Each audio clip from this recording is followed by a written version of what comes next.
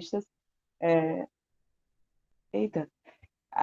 talvez seja a base da nossa resistência enquanto feministas, no sentido de construir uma sociedade igual, né? De buscar essa equidade de gênero, quando a gente reivindica a autonomia sobre nossos corpos, a nossa liberdade com relação ao trabalho do cuidar e às decisões sobre o nosso próprio corpo, que o Estado se coloca como proprietário, né? Como quem decide sobre ele.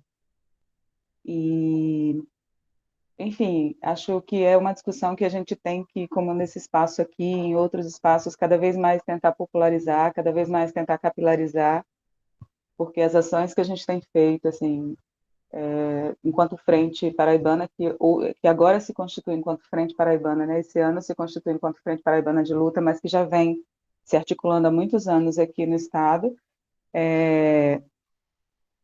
Cada ação que a gente faz nas comunidades, a gente consegue perceber o quanto falta espaço para poder falar sobre esse assunto e o quanto, às vezes, esse tabu esse tabu social, ele não corresponde ao que as mulheres entendem enquanto as suas próprias reflexões e que isso nos aglutina, isso nos fortalece, né? E aí, quanto mais a gente conseguir criar esses espaços para poder estar discutindo o tema e trazendo o quanto ele é comum na vida de todas nós, eu acho que a gente consegue nos fortalecer na luta. É isso. Muito obrigada, Dijane. Passo a palavra para a Michelle.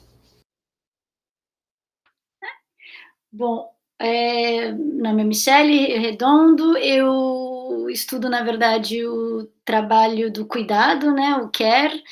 O tema do aborto, ele me é interessante por ser mulher, evidentemente, né, eu tenho uma experiência na França, né, eu vivo aqui há alguns anos, então aqui é a legalização, então acompanhei algum processo e sei, vamos dizer, na prática, né, como isso funciona, no sentido de que não é, né, no imaginário das pessoas, que às vezes a gente fala como se, eu sei que quem está aqui geralmente tem essa clareza, né, mas acha que as decisões são tomadas do dia para a noite, né? Não, o governo ele coloca as normas, vai fazer visitas psicológicas, tem todo um processo, né? Que a gente vê acontecendo na prática aqui. Então, esse tema, quando eu cheguei aqui há muitos anos atrás, foi uma surpresa para mim, né? Como ele funcionava. Então, achei interessante também participar por isso, né? Por estar num outro país que vive essa experiência que para eles é inimaginável não poder ter esse direito ao próprio corpo, e além disso, né, pela questão da teoria com a qual eu trabalho, que é o do cuidar e do cuidado, que tem esse como conceito-chave a vulnerabilidade e a interdependência, que eu acho que a questão do aborto pode falar para a gente bastante a esse respeito. Então, eu agradecida pelo convite, espero aí que a gente possa trocar bastante. Muito obrigada, Michelle. Com certeza ter a visão de uma outra perspectiva de um país que esse direito já é garantido vai ser muito interessante. Passo agora a palavra para a Mônica.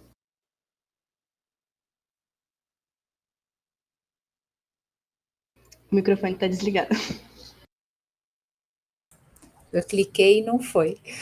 Bom, eu sou a Mônica, Mônica de Mello, e minha formação é no direito, né? Eu sou professora na PUC de Direito Constitucional, e no meu doutorado eu trabalhei com o tema do aborto, né? Então eu estudei o aborto no doutorado e usando, né, uma perspectiva de direito constitucional, de criminologia, né, e de gênero. Então, eu procurei ali essas três áreas assim de conhecimento, né, eu defendi em 2018, né, então, na época, eu fiz um levantamento né, de um determinado período de tempo, de processos que tinham ingressado ali no primeiro tribunal do júri de São Paulo, eu sou de São Paulo, né, da capital mesmo, para analisar, né, eu tinha ali uma hipótese, né, antes de iniciar a pesquisa, né, e eu queria um pouco verificar isso, né, que embora o aborto seja crime, né, no Brasil, então a gente tem o que a gente chama de uma criminalização primária, né, então pela lei, né, a prática do aborto é criminalizada no Brasil. A hipótese, né, é um levantamento pequeno, né, mas isso tem outras pesquisas maiores que um pouco também dão conta de mostrar um pouco isso, né? Mas a criminalização secundária, né, quer dizer, a efetividade disso é muito baixa, né? Então, no final, acaba sendo algo, né, feito clandestinamente, acaba gerando, né, uma série de mortes em virtude né, dos abortamentos inseguros, né, em más condições, e causando, né, mais sofrimento ainda, né, do que deveria, em razão da criminalização, de fato as agências, né, responsáveis, até pela pena que é adotada, acaba que há possibilidade, né, de suspensão do processo, de determinados mecanismos que não necessariamente levam à prisão, né? Isso, assim, pensando no autoaborto, né, e nas mulheres.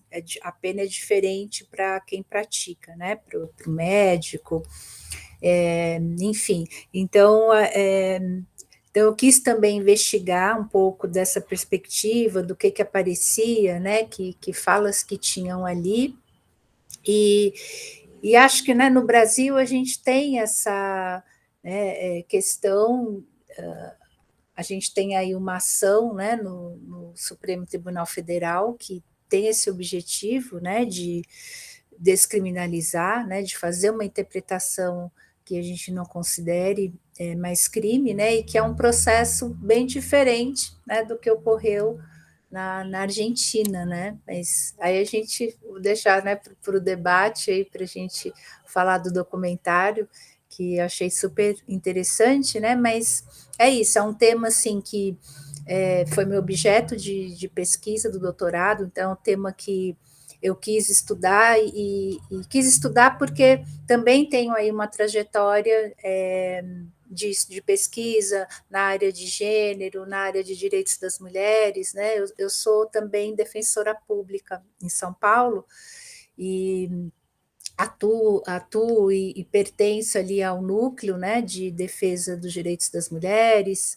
Então, essa é uma área, né, na qual, além de estudar, de ter pesquisa, também acaba sendo uma área de atuação aí em relação ao acesso à justiça, à defesa das mulheres. Então, também tem esse outro lado, né, da minha atuação também. Muito obrigada pela fala, Mônica. Vejo que as nossas convidadas são muito complementares nesse debate, estou muito animada. Bem-vindo a todo mundo que chegou depois.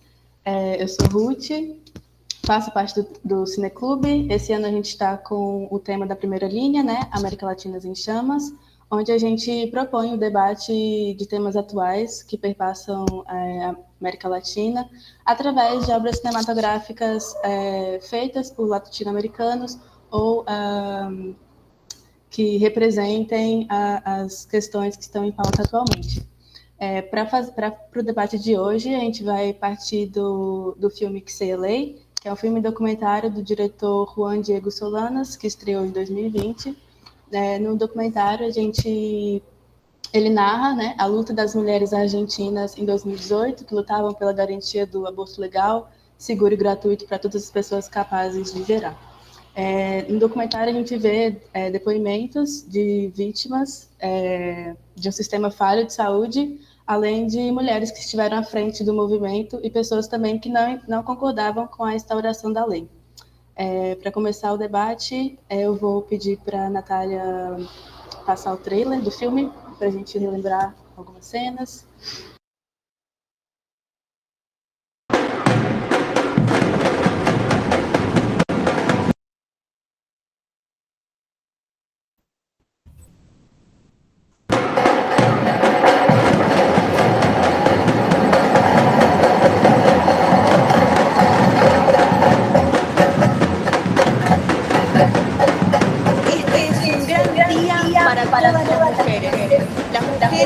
estamos orgullosas de estar dando este paso después de un siglo. Miles y miles de mujeres pasaron la noche en la plaza esperando que alumbráramos esta ley. Los que voten por el no, sepan que lo único que están ofreciendo a las mujeres es la amenaza de cárcel. Diputados y diputadas, este es el siglo de los derechos de las mujeres. Más tarde o más temprano, las jóvenes que portan en sus mochilas los pañuelos verdes van a conquistar los derechos que reclaman. En sus dedos está el poder de votar por nuestros derechos. No les tiemble el pulso para hacerlo. Saquemos de la clandestinidad al aborto. Legislemos por la salud y por la autonomía de las mujeres. A las mujeres en sus casas, a nuestras madres y a nuestras hijas. Que el aborto sea legal, seguro y gratuito. Que sea ley.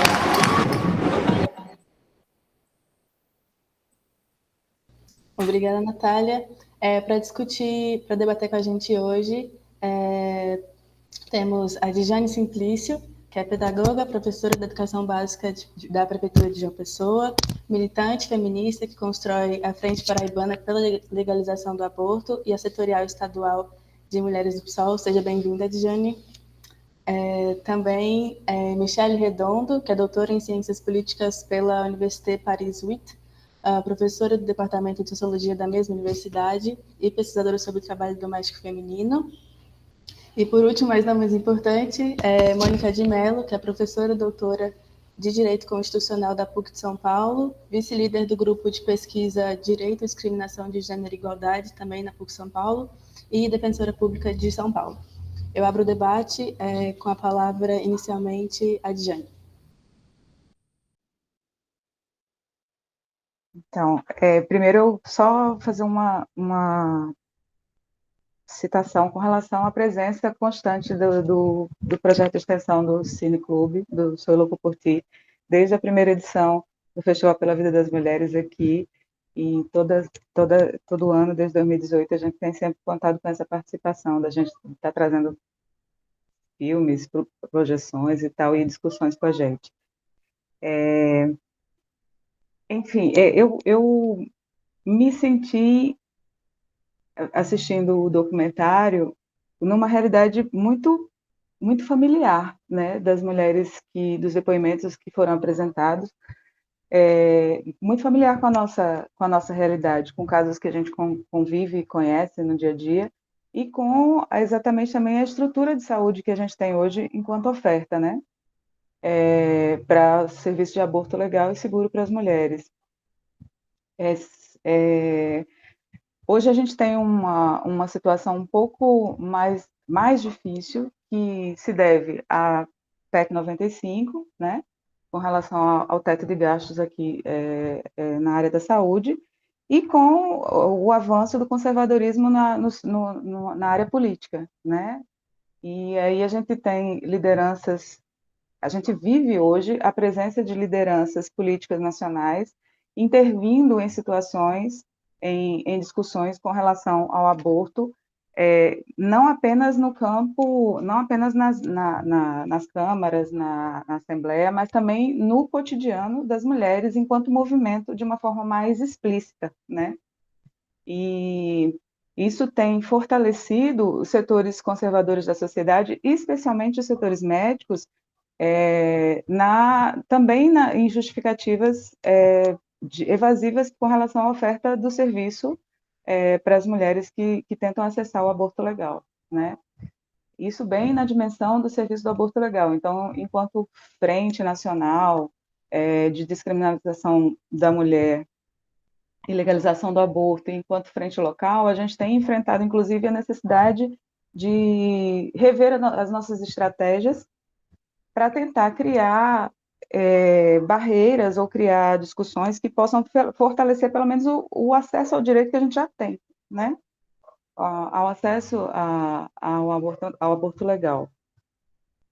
E esses depoimentos que foram apresentados no documentário me fizeram lembrar em parte, um primeiro doc que eu assisti há bastante tempo atrás, que não sei se vale a pena mencionar quanto tempo, mas há bastante tempo, que foi um dos primeiros que me levou a ficar pensando sobre a pauta do aborto, mesmo sem entender e refletir sobre ser construir uma postura política feminista, que foi o Ventre Livre, de 1994, eu acho, 94 ou 98, não me lembro muito bem da data, que trazia exatamente as situações de mulheres que eram negligenciadas com relação ao sistema ao sistema de saúde, que eram mulheres que tinham a discussão sobre responsabilidade, né? Isso era muito colocado no documentário, e nesse também foi colocado, né, com relação à escolha pelo aborto como um ato de responsabilidade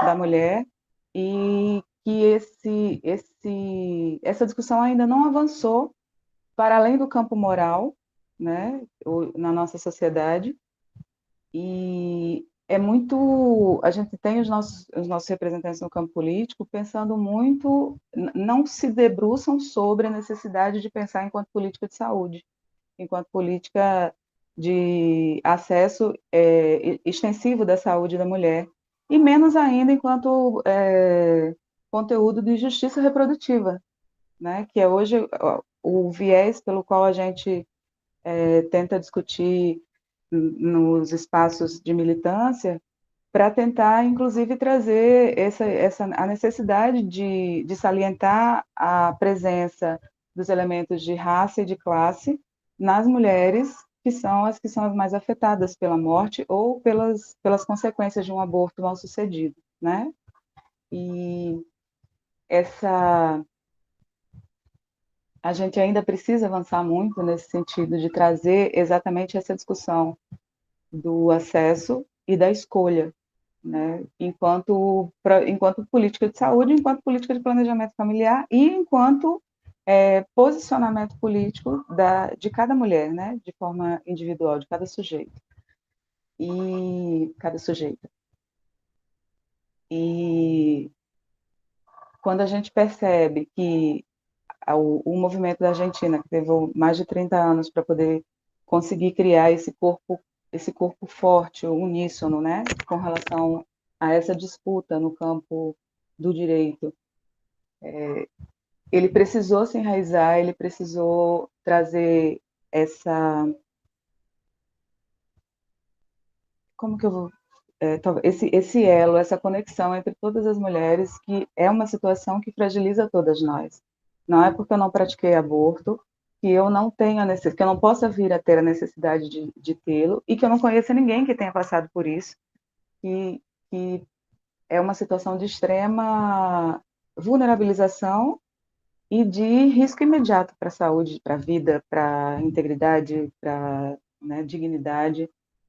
E esse elemento é um elemento que nos garante bastante, como eu já tinha dito antes, bastante fortalecimento quando a gente traz para a discussão nas rodas de mulheres, nas rodas menores. E esse trabalho que foi feito lá com as companheiras foi exatamente esse trabalho de formiguinha durante muitos anos, de estar trazendo essas rodas, essas conversas no miudinho, nas comunidades, trazendo como exemplo, isso na busca também de criar alternativas à ausência do poder público no serviço de saúde para as mulheres. Então, na busca de criar alternativas que pudessem orientar as mulheres no sentido da sua própria saúde física, ginecológica, enfim, e da questão do fortalecimento do direito, né, do direito ao acesso, isso foi se tornando um elo, uma conexão que conseguiu convergir para um movimento organizado, político,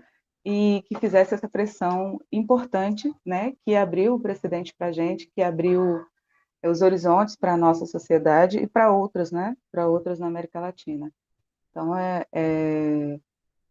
perceber o quanto a potência desse movimento e perceber o quanto que essa movimentação, que parece que é contra-hegemônica, que ela não tem espaço na mídia, ela não tem espaço em grandes locais de discussão, mas que ela consegue enraizar, ela consegue promover uma revolução, né? Que foi o que aconteceu com as nossas companheiras. E isso primeiro nos alimenta enquanto conteúdo de luta, né? Quem está na rua, na militância, tentando conversar com as pessoas, e nos faz não perder as esperanças, apesar de um contexto tão amargo como a gente está experimentando agora, né? E hoje mesmo teve uma discussão pautada sobre a reedição do nascituro, mais uma reutilização desse artifício. E acho que também a questão, penso que o diálogo com a juventude, com as novas, com as jovens que estão chegando, né, que têm acesso a outras informações e que nessa busca, né, de uma geração inteira, que aí a gente consegue também acompanhar discussões em outros locais do mundo, como na França, como no Canadá, como na Nova Zelândia, como Irlanda, enfim, vem trazendo para nós essa forma de uma nova geração se posicionar também e de conseguir aglutinar, e de conseguir mover os veículos digitais, e de conseguir trazer uma outra forma de articulação que também encontra lugar, especialmente quando a gente está falando de uma mobilização que é essa mobilização popular, que ela não cabe nas mídias, que ela não cabe no discurso comum, no discurso que é oferecido, né, pela estrutura patriarcal, seja pelo Estado, seja pela mídia. E eu acho que, para começar, eu acho que é por aí, e a gente tentar absorver o máximo possível dessa experiência com trocas, né, e ano que vem a gente vai ter mais uma revisão de plataforma, na verdade, um encontro feminista, onde a gente vai estar trazendo também, pautando as novas outras estratégias de atividade de luta para a frente nacional e para as frentes estaduais. E eu acho que aproveitar exatamente esses ganhos políticos que se geraram a partir do movimento das companheiras da Argentina, certamente são um saldo mais inspirador e mais potente que a gente tem agora, no sentido da gente caminhar com essa discussão pública. E a gente pode continuar a nossa conversa com as nossas outras convidadas. Pronto, muito obrigada, Jane. Com a palavra, Michele. O microfone está desligado.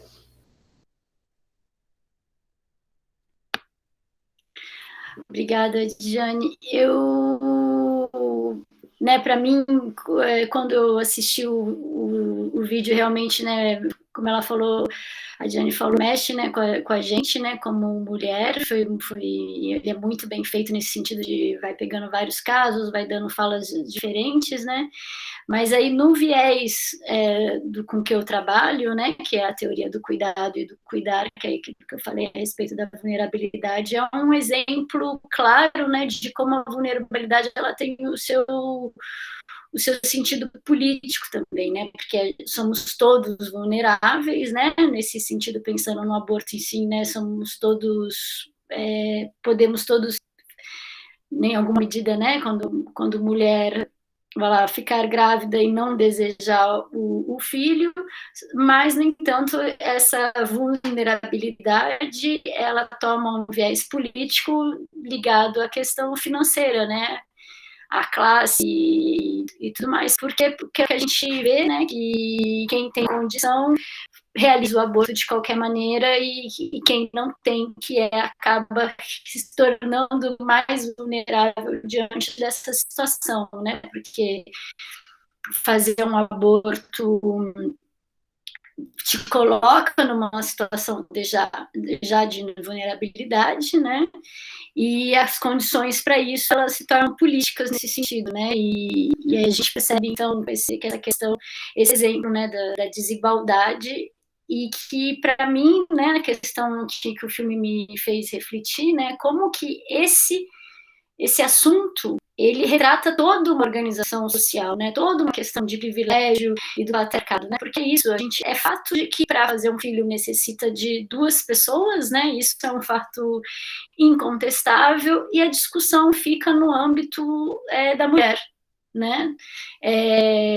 Claro que tem aí uma importância, né, disso, eu não estou entrando em detalhes, né, mas falando do início, né, da questão da concepção, né, de que não se faz uma coisa como cidadãos, né, tipo, as pessoas têm os interesses, cada uma, né, na sua medida, a respeito do aborto, né, não.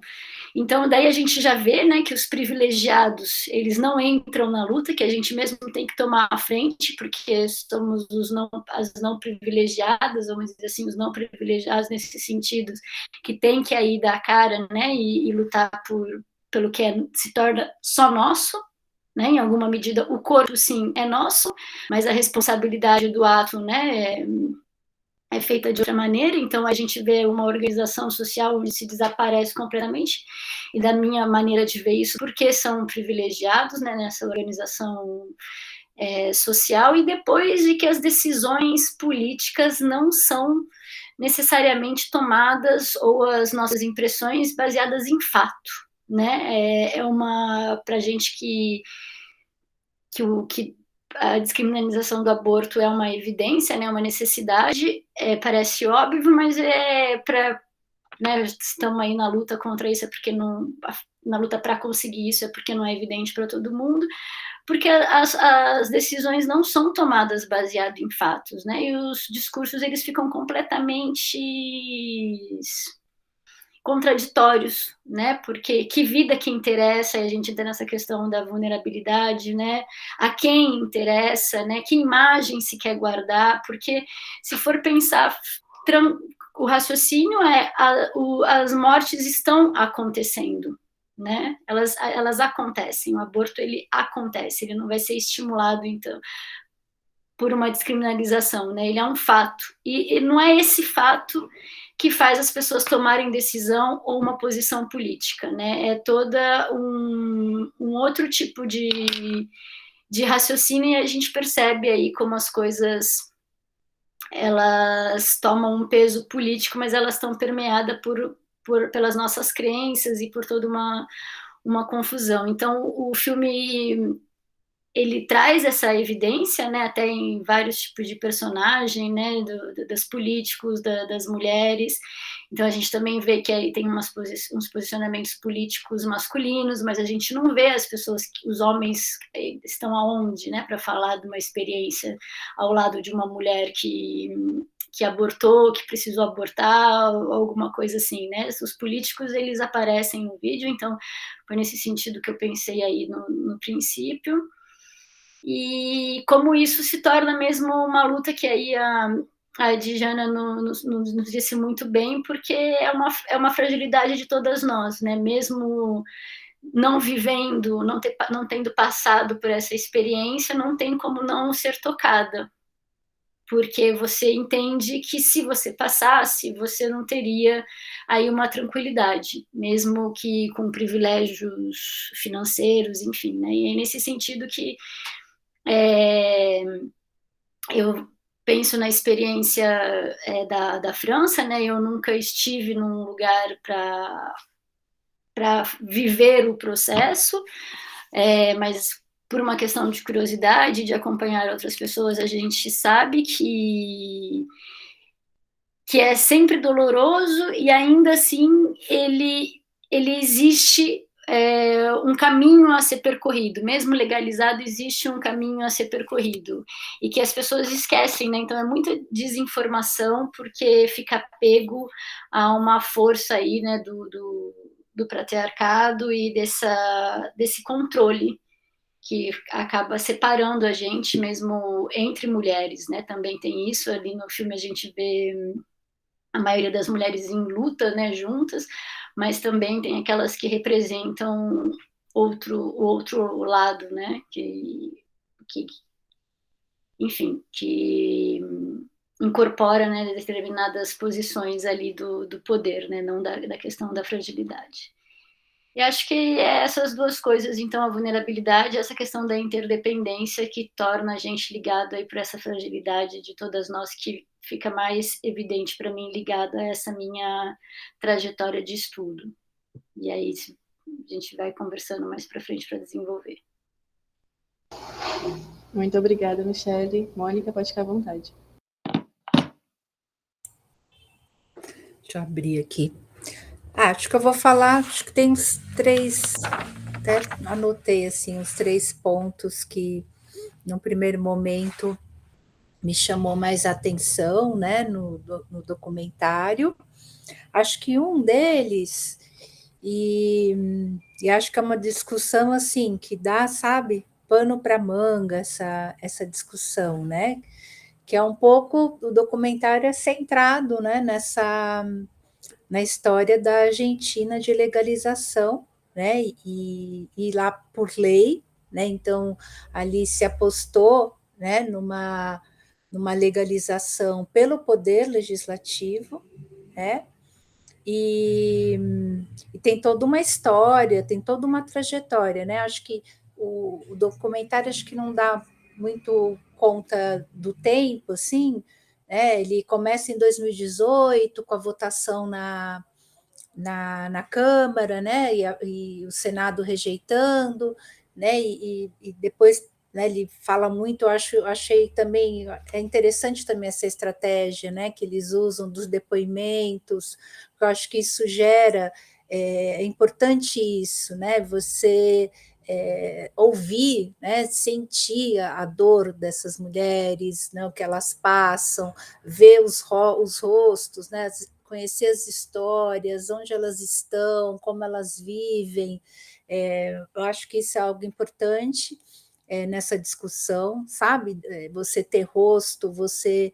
e no direito, né? Minha área é a do direito, né? A gente, muitas vezes, o conflito, os conflitos, as situações, elas estão no papel, né? Para as pessoas do direito, elas estão nos processos, elas então já é uma história que está ali contada num papel e talvez você venha ou não ter contato com aquela pessoa, com aquela vivência, ou num momento único ali numa audiência, né? Então, acho que tem essa questão aí que é importante ter, que o documentário traz isso, acho que isso tem histórias ali muito tocantes, né? Me tocou muito uma delas, e foi um ponto até que também eu tomei nota, né? Que aí discute um pouco essa coisa da vida, né? Do direito à vida, e aí de uma das mulheres que está com câncer, né? E é negado o tratamento a ela,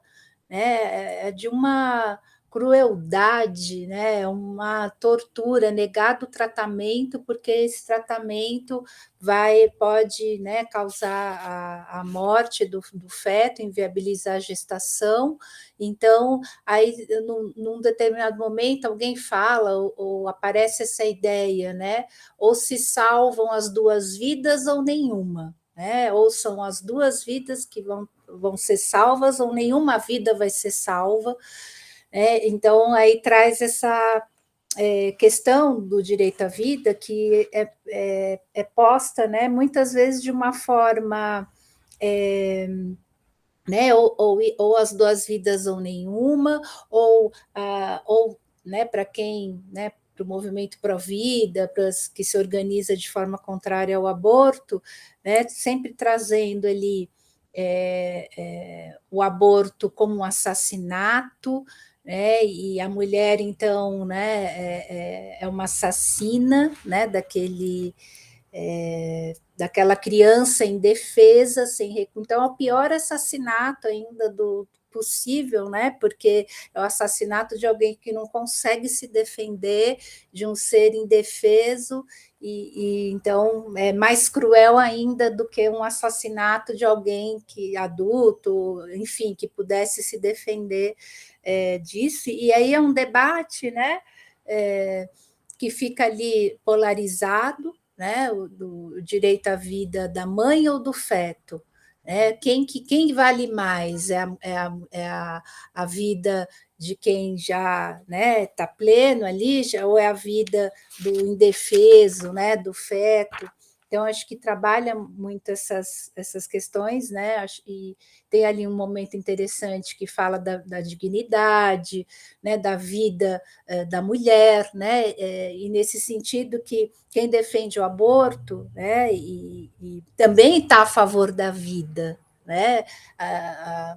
a defesa, há também uma defesa da vida das mulheres, então não é esse debate aí dual, ou você quem é contra ou quem é a favor, então quem é contra está contra a vida, quem é a favor, e se coloca muito dessa forma. Então acho que isso é um ponto também que me chama atenção, acho que é um ponto interessante para debater, e acho que a gente pode problematizar bastante isso, no sentido de que uma proteção diferenciada da vida, num estágio diferenciado, também é uma proteção, não significa o fato de, em países, e lá legalizou a partir da 12ª ou 14ª, não sei se é a 14ª ou 12ª agora, então há uma proteção a partir da 14ª semana, então não é um jogo de tudo ou nada, ou é uma proteção absoluta ou nenhuma proteção, mas é possível pensar de uma forma ética e moral, numa proteção diferenciada na medida da evolução daquela vida, e pensando tem que ter um sopesamento, pensar na vida já existente, e de uma vida em formação, e ter proteção diferenciada. A legalização do aborto não implica em que não haja nenhuma, que a proteção dessa vida que está em formação seja zero. Não é zero. Se eu estou dizendo que é a partir de uma determinada, até uma determinada data, é possível, e dali em diante não é, então eu também estou protegendo ainda uma vida em formação, só que a partir de um determinado marco temporal. E isso porque eu também estou pensando na vida da mulher, na dignidade dessa vida, e é uma vida também válida. E aí, quando se dá uma proteção absoluta para o feto, em detrimento até, você está justamente inviabilizando, ignorando uma vida também, que é a vida dessa mulher, Então, acho que traz um pouco isso nos casos, nessa questão dessa mulher que estava com câncer, e que é de uma crueldade, assim, absurda, E aí, ainda aprofundando essa questão, acho que o documentário traz isso também, das mulheres como sujeitos morais, das mulheres como pessoas capazes de tomarem decisões com ética, com responsabilidade, com sopesamento, e muitas vezes esse discurso contrário, o discurso criminalizador, é um discurso que trata as mulheres como se nós mulheres não fôssemos capazes de tomar decisões morais, então o Estado tem que tomar essa decisão por nós, como se nós fôssemos, sei lá, tem coisas, tem falas aí, discursos absurdos, como se fôssemos usar o aborto como método contraceptivo, então descriminalizou o aborto hoje, pronto, ninguém mais precisa de educação sexual, ninguém mais precisa saber o que é contraceptivo, porque eu vou lá e faço um aborto. Então, trata as mulheres como se fossem pessoas incapazes de tomar decisões éticas, decisões com responsabilidade, como fosse né, banalizar o aborto, né, como se fosse fazer um aborto como método contraceptivo, né, e isso, é claro, né, o que está por trás? Né, o controle da sexualidade, o controle dos corpos das mulheres, né, que o patriarcado faz isso muito bem, né, há séculos, né, é uma forma de controle da sexualidade, da autonomia, né, de considerar as mulheres como seres capazes, né, de tomar decisões morais e éticas, né. Um outro aspecto também que eu acho bem interessante, e o documentário, né, trabalha com isso, e é bacana que mostra também, né, eu achei legal isso também, que não demonizou ali a religião católica, né, na medida em que mostra ali alguns representantes, né, um padre com um discurso ali até, né, bem razoável, né, um discurso ali trazendo, né, um aspecto, e eu assim, tive formação católica, né? Eu sou uma pessoa que tive, um determinado momento abandonei, mas eu sou essa pessoa, né, que foi, né, primeira comunhão, acho que tinha alguém que falava isso lá, né? E o quanto isso é importante, né, para mulheres que professam uma religião, serem acolhidas, né, pela religião delas, né? Aí eu tinha uma moça lá, né? Daí eu também falei, só assim também fiz, batizada, primeira comunhão, crisma, né? E depois, em determinado momento, hoje eu não tenho nenhuma religião, mas mostra, né? Tem um padre ali, né? Que tem um discurso interessante, né? Ele fala em um determinado momento, né? Que ninguém é feliz, né? Ao abortar, mas que é uma decisão que às vezes é tomada, né? E é uma decisão do íntimo, né? Tem momentos lá que fala também, né? Que a religião, ela, acho que é um deputado que fala isso, que ele é religioso, mas que a religião é algo do foro íntimo de cada um, né? E o Estado, ele não pode adotar uma postura religiosa, ainda que seja uma postura religiosa de uma maioria, né? Ainda que seja não a maioria dessa religião, né? Porque justamente o Estado tem que ser laico para proteger, primeiro, a liberdade religiosa, né, e proteger as minorias, né, proteger os vulneráveis, proteger quem não for, né, de uma maioria.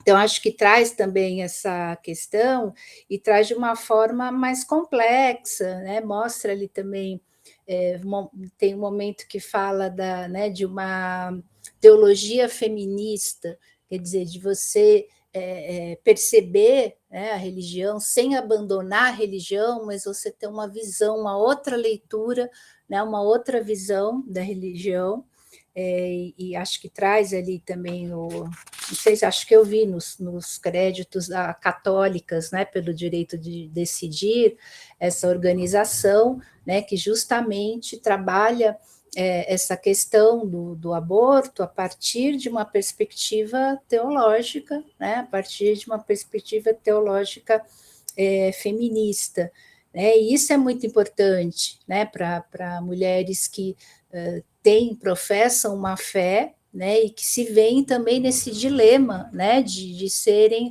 não expulsas dessa comunidade religiosa, dessa fé, né, e tem uma moça que também fala isso, né, que ela diferencia a fé da hierarquia da igreja, né? Ela diz, uma coisa é a minha fé, consegui fazer essa diferença, outra coisa é a hierarquia da igreja, e o que a hierarquia decide, né, como correto, mas isso não implica, não vou abandonar, né, não abandono minha fé por conta disso, né? E essa discussão gostei aqui e fechou meu microfone. Essa discussão, né, da laicidade do Estado laico, também é algo assim super importante, né, quando se discute o aborto, né, porque é algo que está sempre ali em consideração, né, e as religiões, né, algumas, têm um movimento forte, né, contrário. O documentário acho que mostra isso um pouco, né, algumas marchas ali, né, da pró-vida, da família. Então, eles costumam fazer muito barulho, e não só muito barulho, né, eles canalizam recursos, né, eles procuram interferir nas políticas, né, acho que no Brasil isso é algo que a gente vê muito fortemente nos últimos anos, né, bancadas religiosas no poder legislativo, né, e a eleição até de representantes religiosos, e essa ideia de eleger para interferir mesmo nas políticas públicas, né? Então, trazer ali o ponto de vista religioso, né, de uma determinada religião, para políticas públicas, para as leis, né, que tem que proteger, né, a sociedade como um todo, né, e não pode adotar uma perspectiva confessional, né, seja qual religião for, né, mas isso a gente vê muito fortemente e são muito organizados, né, tem recursos, tem tido cada vez uma presença cada vez maior no poder legislativo.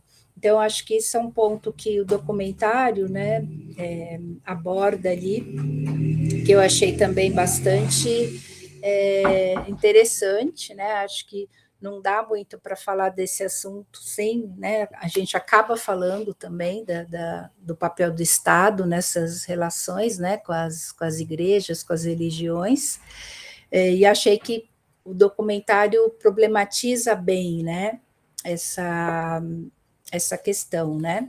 Então, acho que numa primeira fala, acho que esses são os pontos que eu levantei, e aí depois a gente continua aí conversando. Pronto, muito obrigada, Mônica. Queria perguntar se alguém gostaria de fazer algum comentário, alguma pergunta.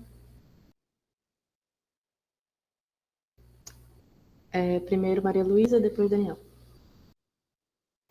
Eu queria fazer uma pergunta, coisa rápida, mas eu fiquei curiosa para saber um pouco sobre nessa trajetória nos movimentos feministas, no trabalho com temáticas feministas de vocês três. Quais as diferenças que vocês perceberam assistindo o filme? A Jane já falou um pouco disso, mas assistindo o filme, quais as diferenças que vocês perceberam entre os movimentos feministas que estão na Argentina lá, que foram representados no filme, os movimentos brasileiros, que a gente tem o contato aqui, e no caso de Michelle, os movimentos da França, que por acaso ela tenha contato? Eu acho que seria interessante saber um pouco dessas diferenças, assim, até questões culturais, questões de conjuntura vão influenciar muito nisso, e eu fiquei um pouco curiosa. Pronto. Eu vou passar a palavra rapidinho para a Michelle, acho que ela consegue primeiro responder a pergunta, e depois o Daniel pode fazer uma pergunta.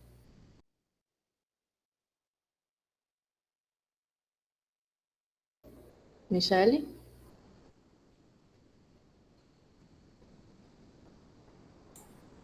Acho que ela travou, parece estar travada, né? Pronto. A Dijane ou Mônica gostariam de responder? Eu queria comentar um pouco isso, porque é uma coisa assim, me intriga um pouco, talvez até a Dijane possa complementar, né, que a gente no Brasil, a gente acabou adotando aí a via judicial, né? Então, hoje, não que a gente não possa, não é que não impede do movimento de mulheres, né, do movimento feminista se articular e tentar a via legislativa, né? Mas a Diane já falou, a gente está vivendo um momento que a gente sabe que ia ser uma porrada na cabeça, né? Se a gente tentasse aprovar, não tem, né? Eu não vejo hoje no Poder Legislativo brasileiro qualquer margem para discutir um projeto de legalização do aborto, né? Acho que não tem margem para isso, até tem, acho que projetos antigos ali, mas, né, não vejo ali um espaço político para isso, né? É claro que quando a gente olha para a Argentina, né, 1 milhão de mulheres na rua, né, e vamos pensar a proporção, eu não sei essa proporção, né, mas o Brasil tem muito, a Argentina é bem menor que o Brasil, colocar 1 milhão, depois no segundo momento, 2 milhões, imagina, 1 milhão de pessoas, depois 2 milhões de pessoas, né, então é algo muito significativo, né? Ali. E teve ali todo um contexto também, né? Quando o projeto é aprovado, havia tido uma mudança prévia na presidência da República, e na campanha o presidente já tinha se comprometido a ele apresentar, né? No final, o projeto que foi votado foi um projeto apresentado pelo Executivo, que até incorporou muita coisa do projeto que as mulheres tinham apresentado, mas nem tudo que estava no projeto que as mulheres tinham feito foi aprovado, mas uma boa parte, significativamente, foi aprovado. Mas também é uma coisa que não fala lá e que eu acho que é interessante, que isso não começou ali em 2018, né? A própria campanha, ela é de 2005, se eu não me engano, então ela é muito anterior à campanha, né? Ela é muito anterior, não é não foi de 2018, a campanha ela nasce em 2005, e antes de 2005, o movimento de mulheres ali na Argentina, desde a década do final da ditadura, final da década de 80, né, já começa a surgir ali um movimento de mulheres expressivos. Então, havia ali um encontro nacional de mulheres no final da década de 80, que vai crescendo, que vai reunindo mulheres da Argentina inteira, era um movimento nacional, com várias vertentes de mulheres e de lutas e de demandas, vários feminismos ali, e que levam a questão do aborto como uma questão comum. Né? E antes desse projeto de 2018, que no Senado ele é rejeitado, elas apresentaram acho que 7 projetos, né, do início da campanha, né, até 2018, vários outros foram rejeitados antes, né? E quando a gente olha para nós, né, para o Brasil, né, por que não rola isso? O que acontece, né? Aqui eu não sei muito bem explicar, mas se a gente pensar, né, no Brasil, tem várias questões de defesa de direitos, né, de grupos vulneráveis, que acabaram sendo resolvidas, né, entre aspas, porque também tem um limite, as decisões judiciais elas têm um limite, né? Então, sei lá, o casamento homossexual, né, tinha né, projetos de lei circulando sobre isso, mas acabou o Supremo Tribunal Federal que acabou reconhecendo numa decisão judicial, né, e isso se tornou realidade no Brasil, o CNJ foi lá, também regulamentou isso, né? Recentemente, né, a criminalização da homofobia também foi uma decisão do Supremo Tribunal Federal, não foi o Poder Legislativo no Brasil, que aprovou o casamento homossexual, não foi o Poder Legislativo que criminalizou a homofobia, ou a possibilidade de aborto, né, de não ser crime de feto anencéfalo, também foi uma decisão do Supremo Tribunal Federal. Então, essa ideia, né, essas grandes questões, né, no Brasil tem sido o Supremo, né? Então, ali são 11, né? Ao invés de ser o poder legislativo e ter essa discussão, ter esse movimento social forte, acaba que é um tribunal, né? Um grupo de juízes que acaba decidindo. E hoje no Brasil tem lá, né, uma ação que visa justamente legalizar, né, permitir o aborto deixar de ser crime até a 12ª semana de gravidez e gestação, né, que é uma interpretação judicial, né?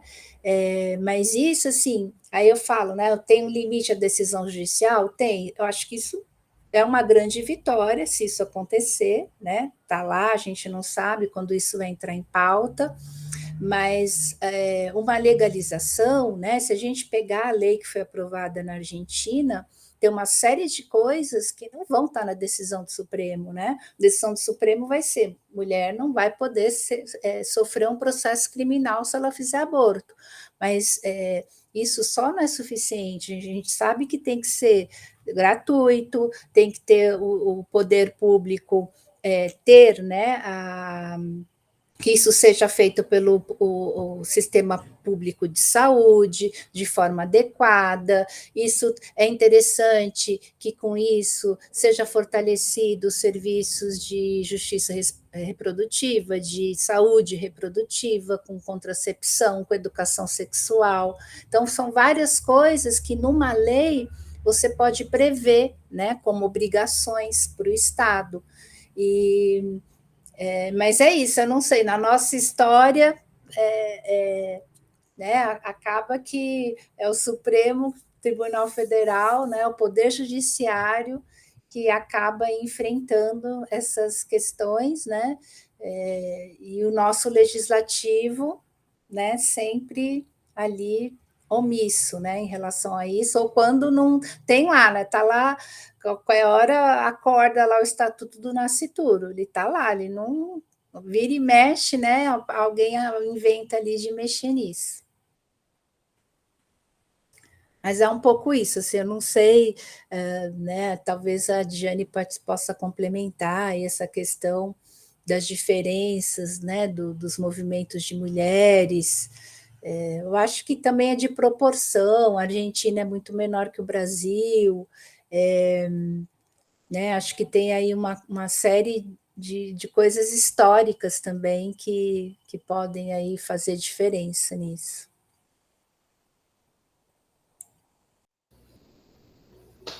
Pronto. A Diane gostaria de comentar? Depois eu passo a palavra para a Michelle. Tá. Enfim, o meu olhar foi mais no sentido de buscar as convergências, né? O que é familiar entre entre essas duas realidades. Mas um elemento que é importante e que a gente desenvolveu de uma outra forma aqui no Brasil, menos atuante, talvez, não sei se é essa palavra, né? Mas, na verdade, foi a rede de socorristas, né? Que teve uma atuação muito importante no acesso às mulheres periféricas, né? Para poder oferecer os insumos ou oferecer orientação sobre a prática segura. Então, isso foi um elemento muito importante e muito agregador dentro da articulação na Argentina, né? Aqui a gente viveu e vive uma outra realidade de de ultravigilância, de penalização, né, mais agravante com as mulheres, de perseguição, e fez a nossa rede paralela atuar de outra forma, né, e bem menos, talvez bem menor do que nas proporções argentinas, né? E aí também vamos resguardar as diferenças de um país continental e de todas as dificuldades, especialmente territoriais, quando a gente está falando do que é acesso a insumos e conhecimentos no Nordeste, no Norte, e do que é acesso nas regiões Sul e Sudeste, né? Tem toda essa complexidade, que também são elementos que nos atrapalham, né? Na organização, digamos assim, dessa resistência. Mas vejo assim como muito, já citei esse elemento, acho que ele é muito agregador, e eu penso que conseguir trazer, aí, como o documentário trouxe, depoimento de mulheres populares, né? Mulheres que tentaram ter acesso ao sistema de saúde pública, ou que fizeram um aborto inseguro, né? E que precisaram acessar, e aí toda a violência que a estrutura do sistema de saúde oferece para elas, né? Que não é diferente daqui, não é diferente do que acontece aqui, né? Até de forma exatamente muito ostensiva, de até recentemente, com a tentativa de mudança de protocolos de atendimento médico, né? Que queria exigir que a mulher, para ser atendida num caso de estupro, que ela tivesse primeiro que fazer a denúncia na delegacia antes de ter acesso ao atendimento hospitalar, né? E de ser inquirida e de sofrer a possibilidade de ser denunciada pelo próprio médico, né? Então, isso recentemente foi um ataque muito grave para nós, mas que muitas mulheres, a maioria das mulheres, não sabe que pode ter acesso ao serviço de aborto legal. Isso é uma falha, né, de comunicação ou de como que a gente oferece essa informação para essas mulheres. O sistema não está interessado, o Estado não está interessado que essas mulheres saibam. Então, vai ter que ser nós mesmos, nós por nós, que precisamos organizar e disseminar ao máximo essas informações, né? E deixar a mulher, a tranquilidade dessa mulher de que ela tem uma rede de apoio, de que ela tem uma rede de proteção, que ela não vá sozinha para esse sistema, enfim, várias orientações que eu não sei se eu vou... Minha querida, eu disse, né, da participação especial, ela está aqui. Então, de uma série de orientações e informações que não chegam até essas mulheres. Então, quando a gente faz uma roda de conversa com as mulheres em alguma comunidade, a solidariedade, ela é sempre um elemento muito marcante. Sempre um elemento muito marcante. E ela diz muito de como essas mulheres tentam, mesmo que elas... E aí a gente vai encontrar mulheres religiosas, que vão ter uma visão diferente. Não, depois de alguns minutos de discussão, essa solidariedade e essa sororidade ou adororidade que minha querida, que perpassa os relatos de cada mulher, faz com que exista uma outra forma de julgamento, uma outra forma de vê-las, né, de delas se verem nesse contexto. E os depoimentos que o documentário traz faz exatamente isso, né? No relato da mulher que tinha o problema do câncer, da outra que tinha uma decisão a tomar com relação à quantidade de filhos que já tinha, e que os limites econômicos estavam postos ali, né? Então, isso se sobressai e ganha esse contorno, na verdade, não é que não ganha, se ressalta esse contorno da responsabilidade sobre a vida, que cabe nessa decisão da mulher. E aí, eu acho que talvez seja um elemento que a gente precise disputar mesmo, disputar nessa narrativa de eles são pró-vida. Não, pró-vida é a gente, né? Pró-vida somos nós que estamos defendendo. Não é esse termo que eu não conhecia e não tinha ouvido aqui no Brasil, ou duas vidas ou nenhuma, né? Esse eu não tinha visto ainda. Então, de fato, não há como fazer uma escolha nesse aspecto. Se já existe uma flexibilidade com relação à escolha, ou pelo menos com relação ao acesso ao direito, nos 3 casos previstos em lei, por que não ampliar isso para se tornar, de fato, uma decisão da mulher?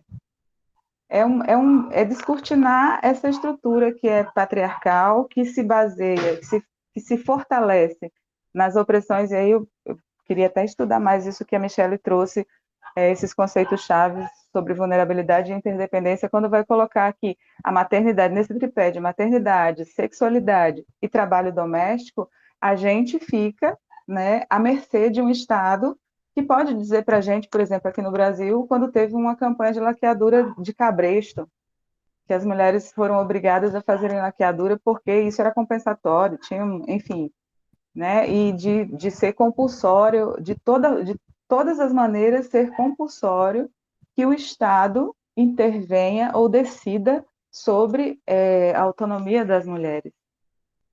E aí não existe política de planejamento, não existe política de acesso a contraceptivos. Esse próprio Estado que é conservador, ele também se nega, através dessas representações legislativas, a querer discutir educação sexual nas escolas, né? Aqui, recentemente, em João Pessoa, tentou-se editar um projeto de lei para objeção de consciência das meninas e mulheres vítimas de estupro, para não chegarem a ter ao acesso ao médico, para que, na promessa de que o Estado amparasse essa mulher ou essa menina, né? Isso completamente contraditório, porque já é estupro presumido se tratando de crianças, né, de jovens, adolescentes até 12 anos. Então, isso é muito complicado quando a gente percebe. Aliás, ele é muito explícito conseguir explicar e destituir esses argumentos que são morais, né, de uma sociedade que se diz, de uma parcela da sociedade que se diz pró-vida, quando a gente começa a debulhar essas nuances que estão envolvidas, que atravessam a vida de todas nós, né? Não há como fugir disso. E eu vejo assim, no caso do caminho com relação à DPF 442, os depoimentos dos amigos Cury tem uma série de elementos muito importantes que a gente precisa se apropriar deles, né, nessa defesa, porque a gente está falando de vários segmentos da sociedade que são parceiros nesse momento da decisão pró-aborto, né, pró-descriminalização, pró-legalização, e que a gente também precisa trazer isso de uma forma mais estruturada, ou, enfim, que talvez tenha sido um caminho que a Argentina, que o movimento de mulheres na Argentina tenha buscado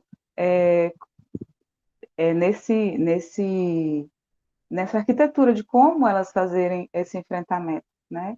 E aí, como a Mônica falou, o nosso legislativo ele é muito omisso.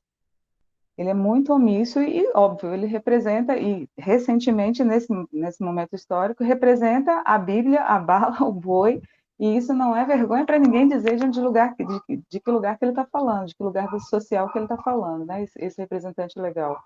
Então, acho que, não sei se buscando a diferença, mas buscando na convergência que trazer esses elementos de fortalecimento através das discussões das mulheres e envolver também aí, no caso, envolver outros segmentos nossos, né? No caso, partidos, sindicatos, enfim, trazer a responsabilidade por essa luta pública para todo mundo, né? Já que estamos exatamente compreendo que estamos num campo progressista de lutas que está contra esse avanço conservador, isso é responsabilidade de todos e de todas, né? De todas as esferas.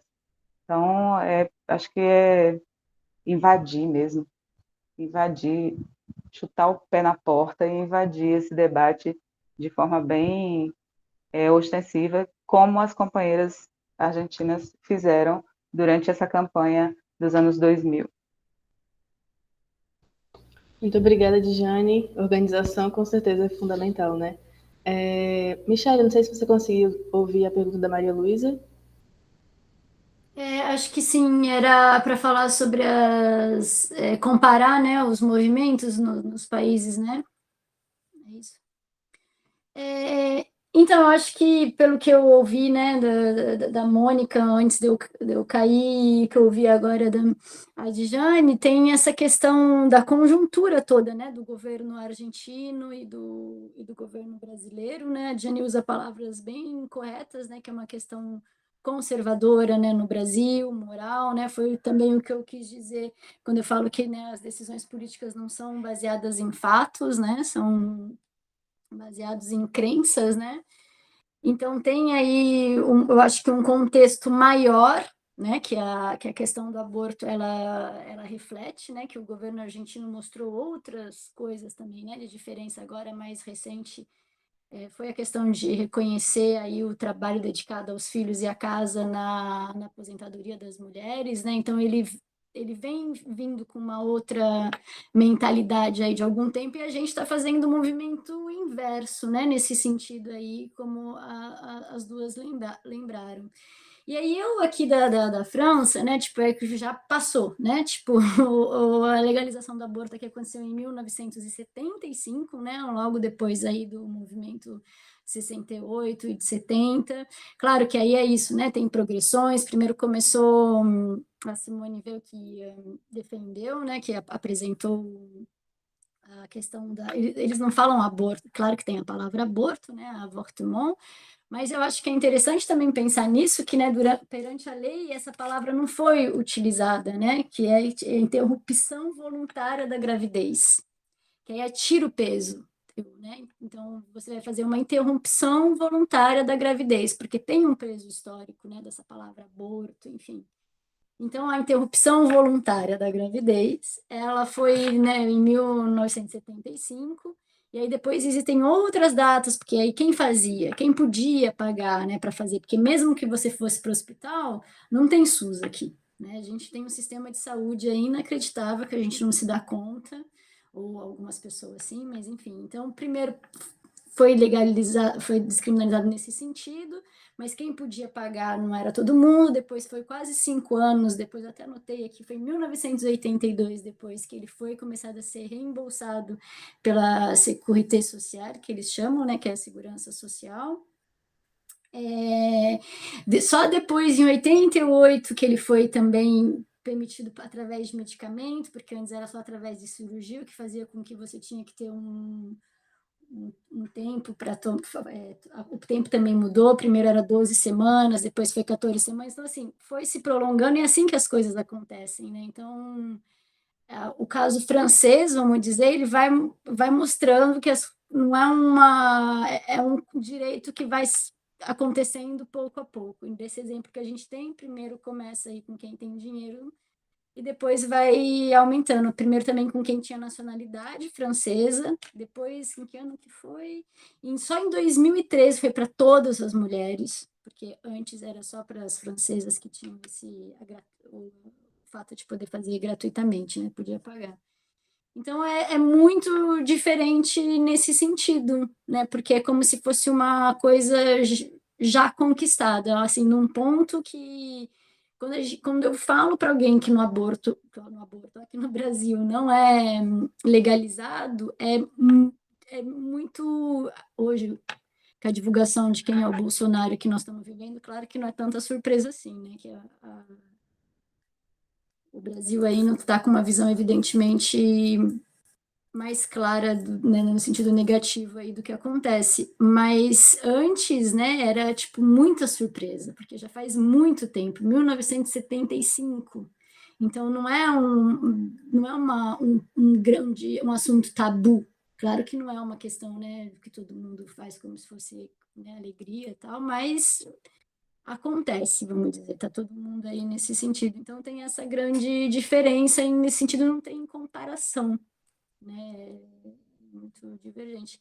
E aí, antes de eu cair também, que eu queria falar que a Mônica falou, que ela falou, né, que não era dual nem contra a favor, que é a questão da vida, né, e é louco porque o documentário, ele vai até falar, né, tipo, quantas vidas ficam sem cuidado porque aquela vida morreu no fim das contas, né, porque não é só, tipo, se você for fazer a conta matemática, né, tipo, uma vida se perde, é uma questão mesmo, não numa equação não lógica, né? Porque aquela vida que foi perdida, né, que seria do feto, a mãe garantida ia cuidar das outras crianças, né? A gente vê pai, mãe, vê toda outras vidas muito perturbadas por conta daquilo. Então não é mesmo como a Mônica lembrou, dual, né? Contra ou a favor, né? São slogans aí que tem que parar de fazer tanto efeito. E uma coisa que eu fiquei muito impressionada no documentário é ver as meninas jovens, né? E não estou falando jovens que, como vocês, estou falando jovens mesmo, pequenas, né? Tipo, cantando e com outras palavras na boca, sem vergonha, ao contrário, sabe? Com orgulho de estar fazendo aquilo. Isso me chamou muita atenção, porque, né, na minha geração isso é uma coisa imaginável. Então, nesse sentido, eu pensei na questão da comparação aí, que essa geração que vem vindo, a gente espera que venha aí com mais liberdade, no sentido da possibilidade de pensar de outras formas, porque as equações nas quais a gente tem existido não estão corretas, vamos dizer assim. Acho que é isso. Muito obrigada, Michele. Vou passar a palavra agora para Daniel, depois Natália. Oi, gente. Bom, boa noite a todas, né? Quero de novo agradecer, assim, de público, né, vocês estarem aqui, a importância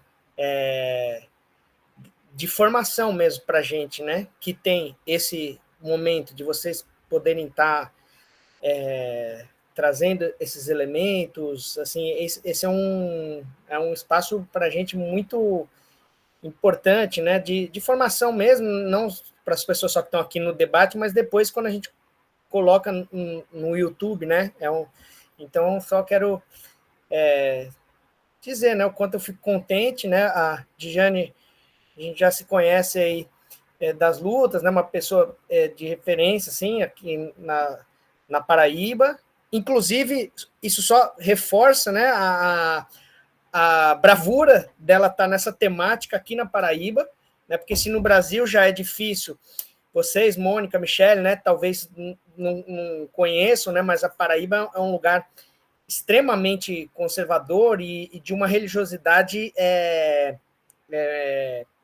muito inserida nos espaços públicos, nas escolas, mesmo pessoas progressistas, assim, a gente vê assim, até mulheres progressistas reproduzindo, vamos dizer assim, um certo limite religioso a esse tipo de debate, né? Então, é uma luta muito, muito dura, né? Assim, a gente poder pautar isso, né? E aí, sou Mônica e Michele, só dizer também prazer de conhecê-las, né? Tem até um ponto aqui que eu queria até mencionar, né? Quem me passou o contato da Mônica foi a Bruna, né, que é professora em São Paulo, ela conhece, e aí eu quis até me referir a isso, porque a Bruna fez no ano passado um podcast chamado Cuidar, Verbo Coletivo, que discute justamente as temáticas da Michele, viu, Diane? Depois vou até te passar também, você falou, muita gente boa falou, é sensacional o podcast, inclusive o último episódio teve a Helena Irata, né, que se eu não me engano foi orientadora, né, da Michele. Então, só estou dizendo isso só para dizer do clima, apesar da gente não se conhecer, mas um clima bom, assim, né, de estar aqui com vocês. Aí eu queria fazer pequenos comentários, assim, do filme, bem pontuais mesmo. O primeiro assim, algo que a Michele mencionou agora, né, dessa coisa do clima, né, da energia que traz assistir esse documentário, né? Das mulheres na rua, da importância que tem, né? Da força que isso tem. E aí é o seguinte, o documentário foi produzido, concluído em 2019, e naquela época, porque em 2018 passou na Câmara, mas não passou no Senado. Depois, e isso também dá um gás, porque às vezes essas derrotas nos colocam lá embaixo. E depois dessa derrota, elas fizeram um movimento maior ainda em 2020, no meio da pandemia. E a lei passou na Câmara e no Senado, passou no dia 30 de dezembro, no meio da pandemia, elas arrebentaram lá. Né? Então, isso dá uma energia, porque muitas vezes nesse contexto de pandemia e da situação terrível do Brasil, né, dá um desânimo, tal. Então, ver a força, né, que essas lutas, né, tiveram é algo que chama muita atenção e nos energiza. A outra coisa que eu queria comentar sobre o filme é o fato de não ser focado apenas no aborto, mas quando se falar na política, até tirei aqui a faixinha delas, né, que está escrito, educação sexual para decidir, anticonceptivos para abortar e aborto legal ou melhor, anticonceptivos para não abortar e aborto legal para não morrer. E isso aparece muito no filme, né? É uma disputa sobre a política pública, não especificamente sobre o aborto, e envolve, inclusive, essa questão da educação sexual. E é mais terrível ainda no contexto que a gente está. O ministro da Educação, que é um pastor reacionário, veio aqui na UFPB falar contra o que eles chamam de ideologia de gênero, que é a educação sexual nas escolas. E na América Latina, isso é um problema estrutural, né? A gravidez precoce de crianças e jovens. A gente viu aí uma menina de 10 anos que foi estuprada e um movimento que se fez aqui no Brasil contra isso. Então, assim, uma pauta enquanto uma política que vem desde a educação, o contraceptivo, o aborto legal e o apoio que foi aprovado lá na Argentina, uma das vantagens de ser fruto de luta, de movimento e no legislativo, né? Que é a lei dos 1000 dias, como eles chamaram, né? Que é o suporte aos primeiros momentos do parto, que era, inclusive, para que as mulheres também não tenham que abortar por falta de opção econômica. Então, uma dimensão de política, inclusive, ajuda a tirar um pouco desse debate simplesmente moral. Você é a favor da vida ou contra a vida, né? Que nos distorce. Né? E aí, a última coisa sobre o filme, né? Como elas falam da importância da presença de mulheres de várias gerações. Né? E aí, eu tenho a impressão de que isso tem um relevo também, né? Ali na Argentina, que a forma como outros países, o Chile também, lidam com a ditadura, por exemplo, né, com o legado da ditadura. Né? Na Argentina, a gente teve o papel central, que é as mães da Praça de Maio, que depois viraram as avós da Praça de Maio, que são legados, né, que são passados, e aí a gente vê no filme, né, senhoras idosas, jovens, etc. Tal.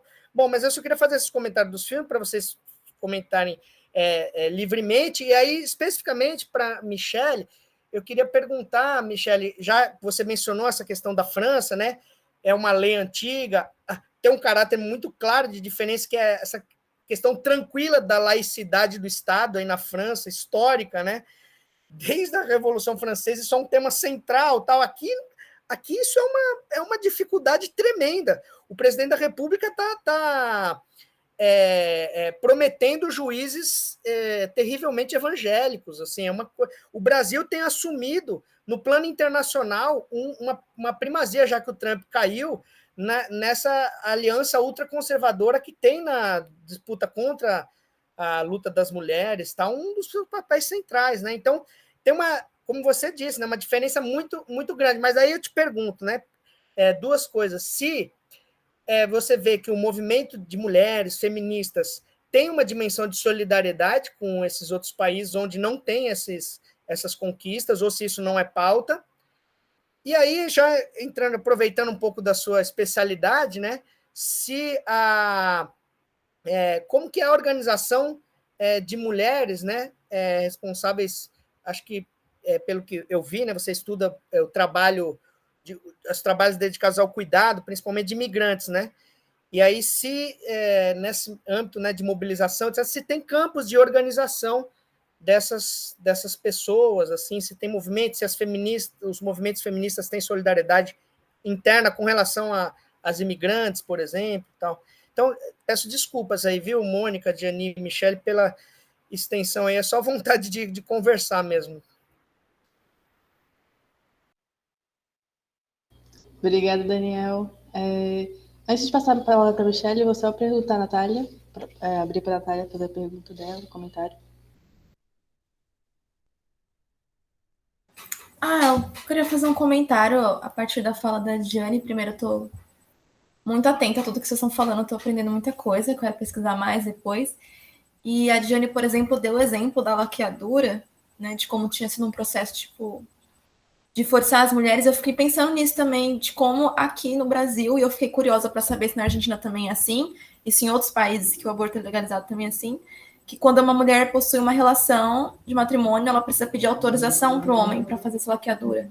E de como isso mostra de como os nossos corpos estão completamente colonizados e viram uma propriedade, né? Nesse sistema socioeconômico que a gente está, no sistema capitalista, que inclusive pode dizer muito sobre como os países da América Latina estariam atrasados, né? Que estão diante do avanço desses direitos das mulheres em outros países. E eu fiquei pensando também sobre como a teoria da reprodução social ajuda muito também a gente entender isso, de como a criança tem vários dogmas que faz com que o aborto não seja um direito garantido, mas pelo lado econômico a gente olha como historicamente a criança, o ser humano, adquire esse caráter mercantil e que não se trata sobre a vida, se trata sobre ter pessoas na sociedade, sobre reprodução do sistema econômico. E no caso da laqueadura em específico, que me fez ilustrar melhor isso na minha cabeça, é um caso que aconteceu, acho que foi em São Paulo, com uma mulher que ela foi detida por tráfico de drogas, chamava Janaína. E ela teve um pedido emitido pela justiça, ela é mãe de 8 filhos, e ela teve um pedido emitido pela justiça que, a favor da vontade dela, ela sofreria laqueadura, e foi, se não me engano, denunciada até pela Folha de São Paulo. E mostrou para mim como é um caso muito de necropolítica mesmo, de dizimar as pessoas, de não... que o debate sobre vida, sobre direitos está completamente marginalizado e que tem muitos interesses por volta disso. E eu também gostaria de fazer uma pergunta para a Mônica. Você atua como defensora pública, eu queria saber se você já lidou com casos assim, defensoria sobre mulheres que estavam querendo exercer esse direito, mas que no caso do Brasil é um crime, e como que se dá esse processo, se for o caso de ter lidado com casos assim, como se dá esse processo de... Como que eu posso dizer? Porque você está lidando também com visões pessoais, mas tipo, como que se dá essa separação de atender esses casos, porque são casos que eu imagino, se tiverem, que mexem muito com a gente, porque são mulheres desesperadas, normalmente, nas situações, né? Porque quem tem dinheiro, a gente sabe que faz aborto na calada e tudo mais, que já é arriscado, mas normalmente as pessoas que são pegas são mulheres que não têm muita perspectiva e que fizeram isso de uma maneira bem... sem informação, sem redes de contato, enfim. Que são mulheres que realmente a gente sabe que não tem rede de apoio, a gente sabe que muitas mulheres abortam, né? A gente olha, a gente escuta como elas estão completamente sozinhas e elas passam a buscar diferentes formas, inclusive de pessoas que elas não têm conhecimento, para conseguir dar um jeito. Enfim, eu gostaria de saber sobre a sua experiência nisso, de como é que é esse processo. Pronto, Michelle, pode ficar à vontade. Bom, obrigado, Daniel, pela pergunta. Eu queria falar que eu conheço o podcast, que mesmo antes da Helena dar a entrevista, ela já tinha me indicado, e eu ouvi ele todo, e realmente é muito bom, né? Tem a Helena e também tem a Nádia Araújo dando entrevista, eu vi também a Mônica, e tá mesmo tudo no meio, mesmo que não esteja claramente ligado, as coisas vão se passando aí pelos interesses, né? Bom, a questão aí do Estado laico, né, francês, o Daniel tá correto, né? Tipo, sempre foi uma preocupação.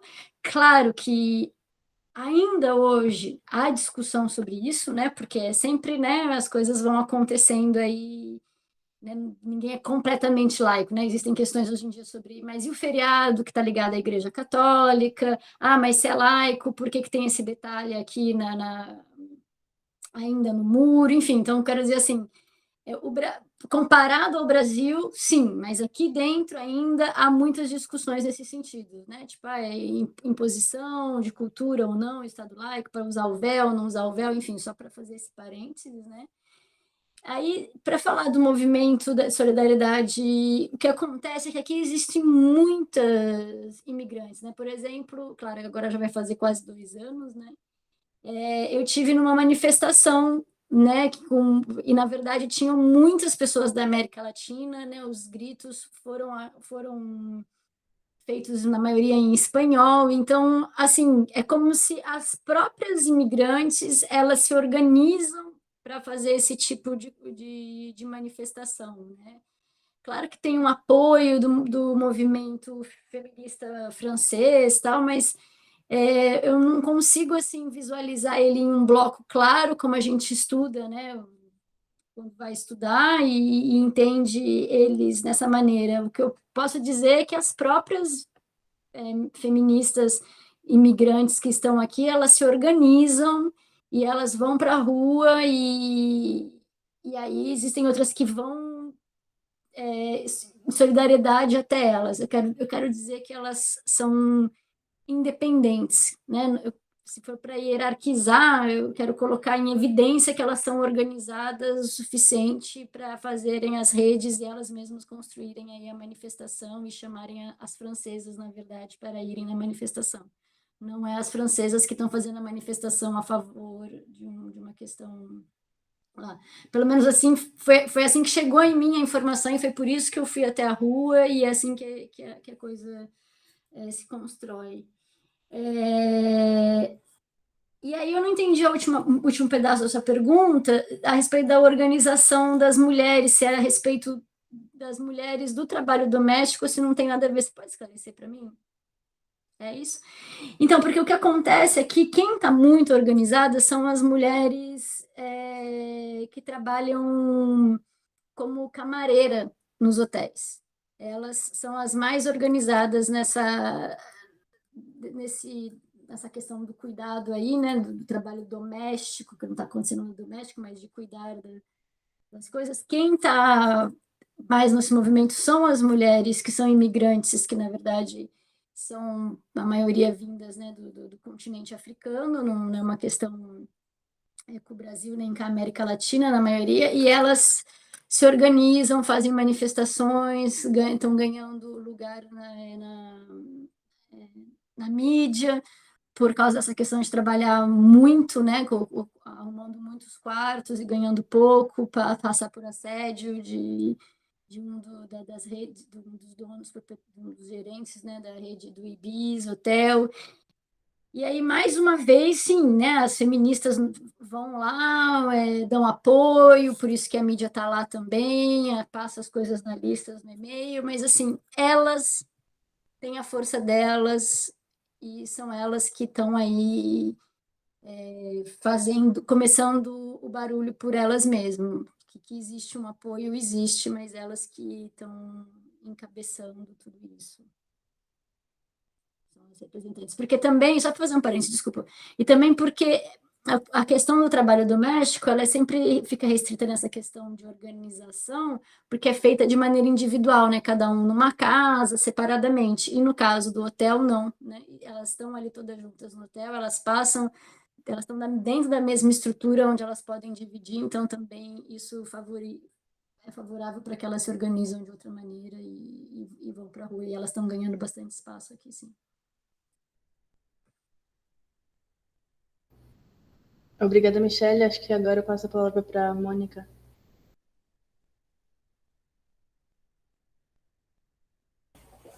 Baixar aqui. Eu coloquei até aqui no chat, né, para vocês, é um estudo, um levantamento que foi feito pelo Núcleo de Promoção e Defesa dos Direitos das Mulheres, no NUDEM de São Paulo, da Defensoria, né, que fez esse levantamento, essa publicação acho que é de 2018, e fez esse levantamento no estado, né, de São Paulo, de mulheres que estavam respondendo, que tinham inquérito instaurado contra si, ou que estavam respondendo a processos de aborto, né? E aí é bem interessante, né? Porque foi feito esse levantamento, acho que ele pegou casos que iam desde 2003, por aí, até 2016, e a partir desse levantamento, né, se percebeu que vários desses inquéritos ou, né, processos que tinham sido instaurados, a denúncia, né, partia muitas vezes, na maior parte dos casos, de profissionais de saúde, né, que atenderam essas mulheres, né, e isso é uma violação do sigilo médico, né? os profissionais de saúde ali que atendem, né, a mulher numa situação de aborto, né, você quebra totalmente a relação de confiança, né, que é necessário para esse atendimento, né? Se a mulher que está numa situação, né, de um aborto, que está precisando de atendimento médico, porque às vezes está com sangramento, está com, né, se ela for, né, para o sistema público de saúde, achando que ela vai ser denunciada, ela nem vai, né? Capaz que ela fique sofrendo até morra, porque né, com esse medo, né, de ser denunciada, né? E aí, a partir dessa análise, a gente, né, foi identificado esses casos e foi impetrado 30 habeas corpus, né, que justamente para invalidar esses inquéritos, esses processos que tinham tido início com base, né, em denúncias de profissionais de saúde ou de médicos, né? A pena do aborto, do autoaborto, ela permite a suspensão do processo, né? Então, mesmo nesses casos, a gente foi analisado se a suspensão do processo, né, normalmente dura 2 anos, a pessoa tem que comparecer, ela fica assinando ali no fórum, tem uma série de condições e ela termina esse processo e não gera antecedentes para a pessoa, né? Então, o que acaba acontecendo? O aborto, ele é um tipo de crime que, se ele chega, né, aí a julgamento, ele é competência do tribunal do júri. Eu não atuo no tribunal de júri, então eu nunca atuei em nenhum caso específico, já acompanhei, já colegas nessa atuação, mas eu nunca atuei especificamente em nenhum caso no tribunal de júri. A gente fez essa atuação, que foi esses habeas corpus, justamente para trancar, para nem haver esse processo, para o processo não prosseguir, né, para isso ser invalidado. E aí estamos fazendo acompanhamento, a gente conseguiu decisões no Tribunal de Justiça que reconheceram, né, que o processo penal, né, que se ele começa com uma prova, com um tipo de prova que é inválida, como uma denúncia do profissional de saúde com que é quebra de sigilo, então, se ele começa com uma prova que é inválida, esse processo está inválido, né? Aquilo não vai poder ir adiante. Então, foi feito esse trabalho, né? Coloquei ali no link para vocês, né? Mas e no levantamento que eu fiz, né, dos processos, o que eu fiz? Eu analisei os livros de entrada dos inquéritos no primeiro tribunal do júri da capital de São Paulo. E aí, assim, o que eu percebi? Vários desses processos, né, o promotor acabava não oferecendo a denúncia, né, ou ele oferecia suspeição, e quando ele não oferecia denúncia, é porque não se conseguiu ali comprovar, muitas vezes não tem, né, o que é chamado de materialidade, né? Então, por exemplo, não se encontra, às vezes assim, foi o familiar que fez uma denúncia, por exemplo, aí chegam ali, mas já ocorreu, não tem vestígio nenhum, muitas vezes é feito ali um exame de corpo de delito, né, na mulher, mas o aborto já aconteceu, e também tem uma dificuldade muito grande assim, de prova, no sentido de diferenciar um aborto espontâneo de um aborto provocado. Então, muitas vezes, você não consegue ali comprovar que esse aborto foi espontâneo ou foi um aborto que foi provocado, né? Se a mulher não falar nada, se não tiver, né, não se encontrar, às vezes se encontra vestígios de medicação, de alguma coisa, né, no colo do útero, na vagina, mas se não se encontrou nada, né, e não vai ter prova ali, né, de que foi, e às vezes o laudo, ele vai, encontrei muito isso também, né? Laudos que eram inconclusivos, no sentido, olha, não é possível, por o exame, já ocorreu faz algum tempo, não é possível saber se é um aborto espontâneo, se é um aborto provocado. Então, tinha isso, a materialidade é que muitas vezes não se encontrou vestígios, nem se encontrou o feto, né, porque já tinha acontecido. Então, os casos que vão um pouco adiante, né, por incrível que pareça, eram esses casos que o próprio profissional da saúde tinha feito a denúncia, né, violando o sigilo médico, né, violando essa relação que tem que ser de confiança, né, para quem procura um atendimento médico, né? E aí, nesses casos, a gente começou a pedir a invalidação do processo, a nulidade do processo, porque começou, né, de uma forma que não poderia ter começado. Então, assim, para os casos que chegam a júri, né, aí para júri são muito poucos, né, são pouquíssimos casos que acabam indo, né, são casos que a mulher não aceitou a suspensão, ou ela foi feita a suspensão, mas ela abandonou no meio do caminho, não foi mais, aí o processo foi adiante, né, mas vários casos que eu analisei, nem foi oferecido a denúncia, né? Então, acho que esse estudo também evidencia, né, que a maior parte das mulheres são pobres, né, são mulheres negras, pobres, jovens, que não tem nenhum envolvimento, né, com criminalidade, já com filhos, né? Tenho até uma pesquisa também, quem quiser estudar melhor o assunto, que é uma pesquisa também premiada até, que é a Pesquisa Nacional de Aborto, né, que foi feita pela Débora Diniz, e essa pesquisa mostra, né, que a maior parte das mulheres já tem filhos, sabe, são mulheres comuns, né, tem filhos, a maioria delas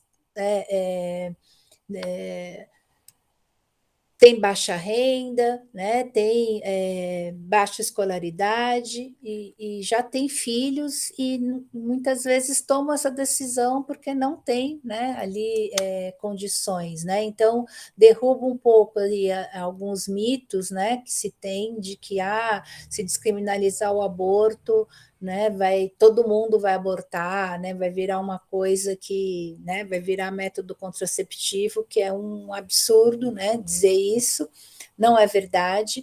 Eu li há pouco tempo, isso é uma coisa também muito importante, né, bacana, eu li há pouco tempo, que quando fez, acho que 6 meses, nenhuma mulher tinha morrido por aborto, na Argentina, nos primeiros 6 meses da publicação da lei, né? Nos primeiros 6 meses de vigência ali da lei, nenhuma mulher tinha morrido, né? Então, na verdade, o aborto salva, né, vidas, né?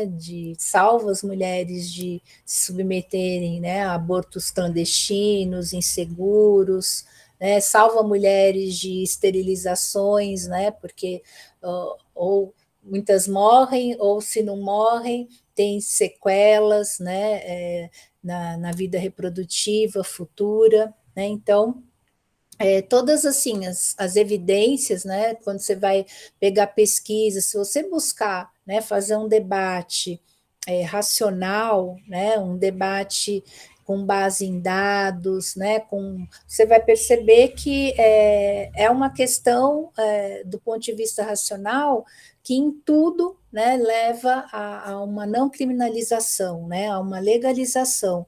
E aí a pergunta, né, não é se é a favor ou contra aborto, não, você é a favor que mulheres morram, né, em condições inseguras, por fazer abortos clandestinos, né, você é a favor que uma mulher seja presa, né, porque ela tomou essa decisão, né, se é a favor que seja crime ou não, acho que isso é a grande questão, até porque a legalização do aborto, ela não obriga ninguém a fazer aborto, O aborto legalizado, nenhuma mulher está obrigada a fazer aborto. A que não quiser fazer, ela vai ser respeitada, né, na sua vontade.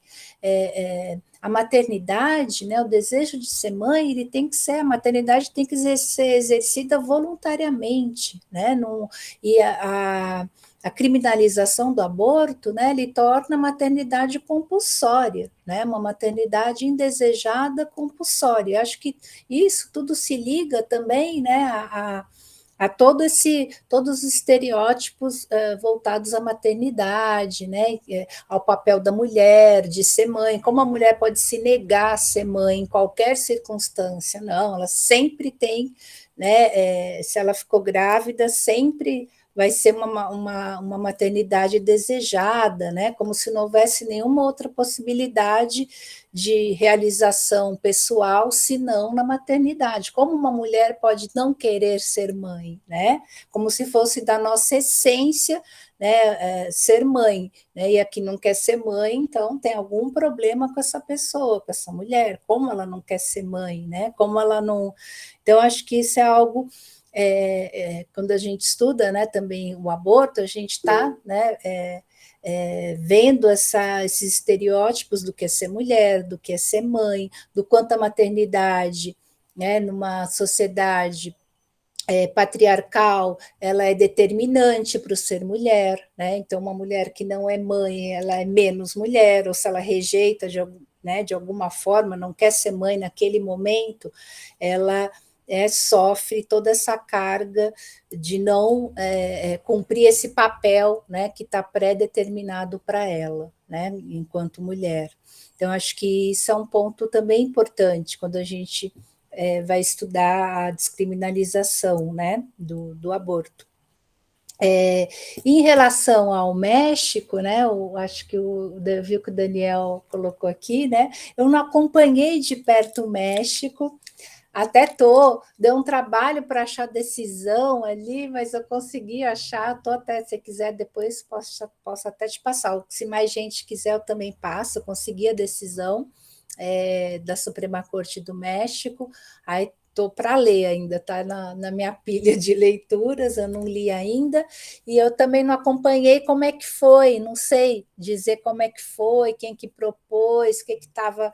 Eu sei que alguns estados, né, o México é uma federação, né, assim como no Brasil, e ela é uma federação mais parecida com a federação estadunidense, né?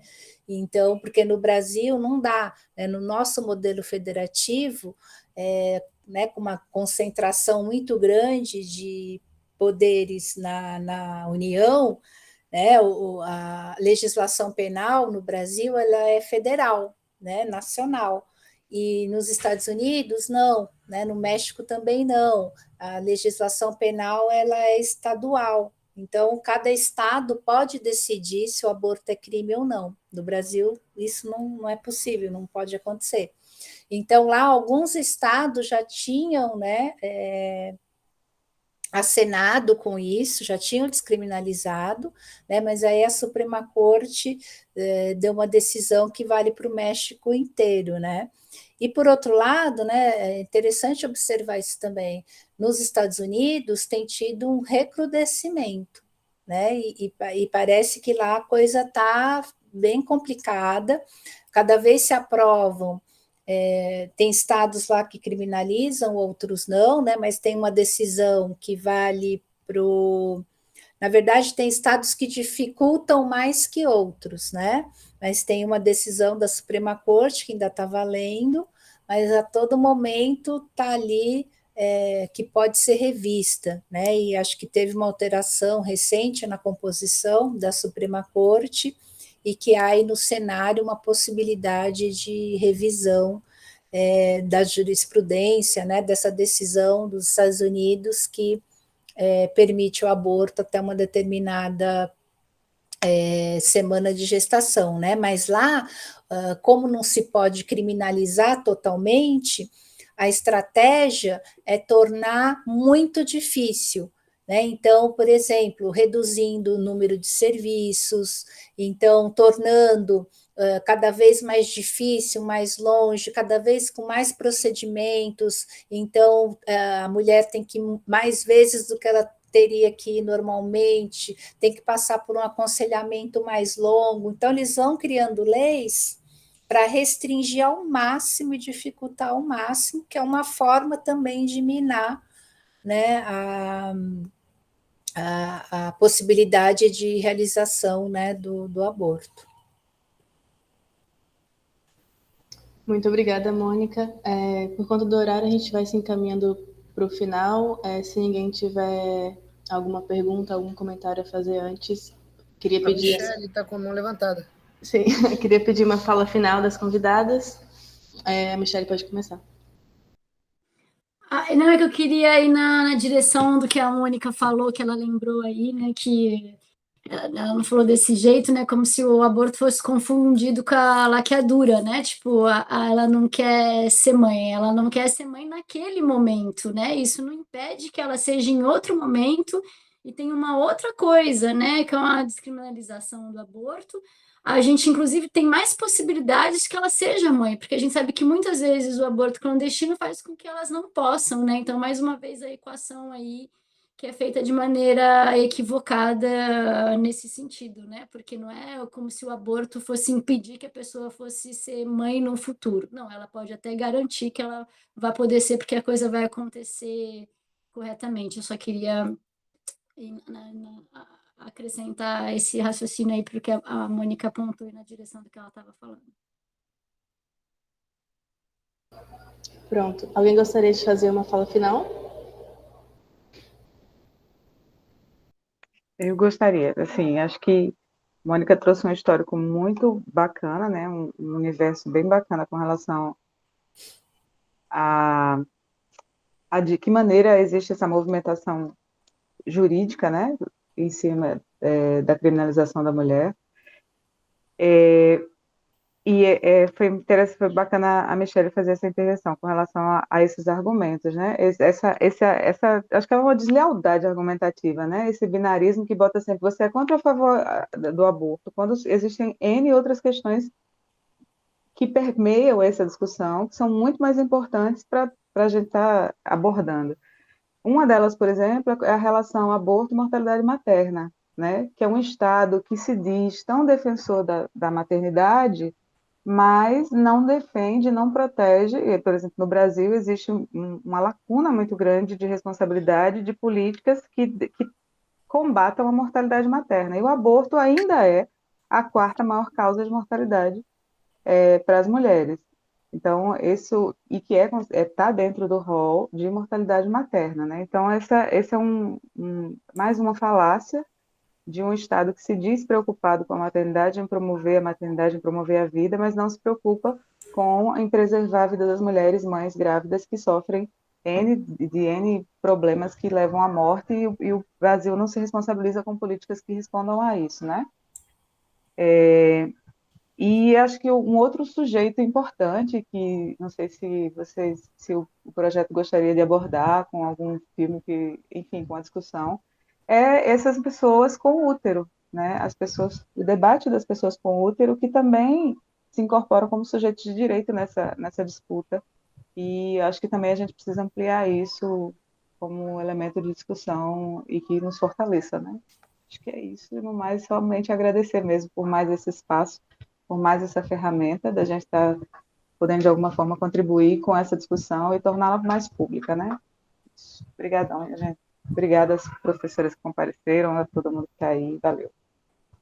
Obrigada, gente, também foi muito interessante, e eu fiquei contente de poder aí mesmo à distância estar discutindo esse aspecto, porque não importa que a gente esteja num outro território, que acontece longe também toca a gente aqui, então eu fico muito contente e continuamos aí nessa liga. Eu também quero agradecer o convite, né, dizer que eu gostei muito de participar, né, eu digo que esse é um tema, né, que que ninguém é indiferente, sabe? É um tema assim que sempre as pessoas têm uma opinião, né?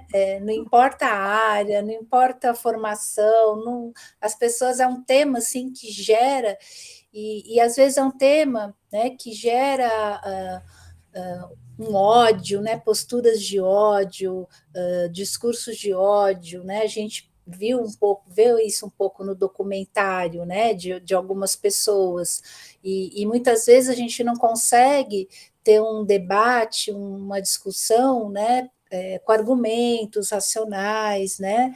Eu já participei de alguns debates, assim, e hoje, assim, sou super seletiva, não é qualquer, né, não é qualquer debate sobre o tema que eu aceito, né, fazer parte, porque é isso, né? Acho que não debater com alto nível, com racionalidade, né? Eu acho que ok, né? Mas é um debate que, infelizmente, né, muitas vezes causa mesmo discursos de ódio e, né, e contra as mulheres na sua, né, autonomia, na sua possibilidade de decisão, né, no seu respeito, né, no respeito que a gente deve a qualquer mulher que se veja nessa situação, né, e opte, e escolha, e decida por realizar um aborto, né? Acho que é uma decisão que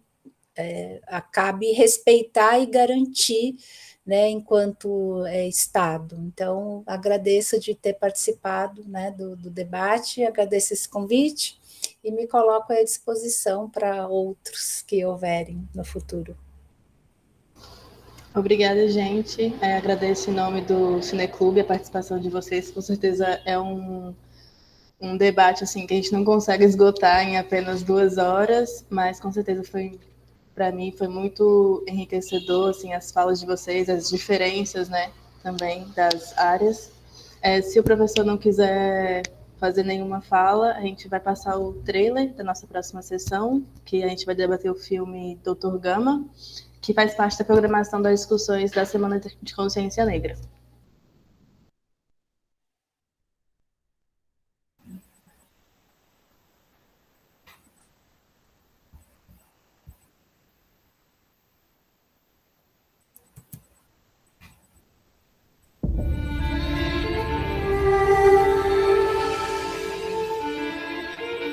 Pra quem não sabe, eu já fui escravizado.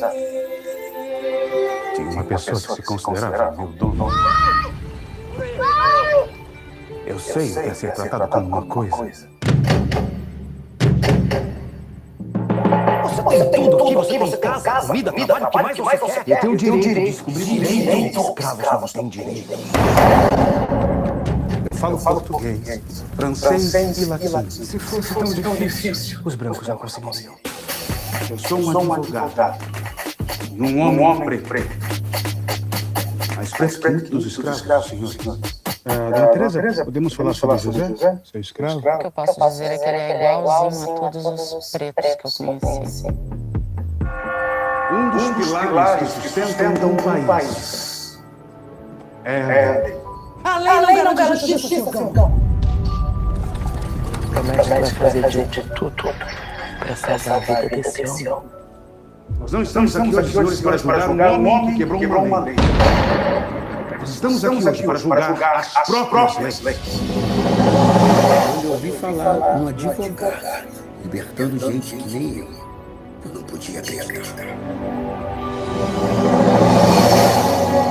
Mas por que você está aqui? Eu vim garantir justiça. Então estamos do mesmo lado. Acho que não. Se não dermos o primeiro passo, senhores, nunca sairemos do lugar.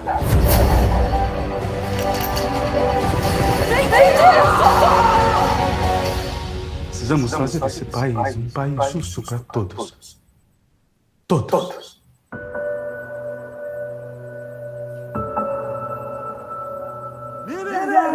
Calma! Quantos crimes foram cometidos em teu nome?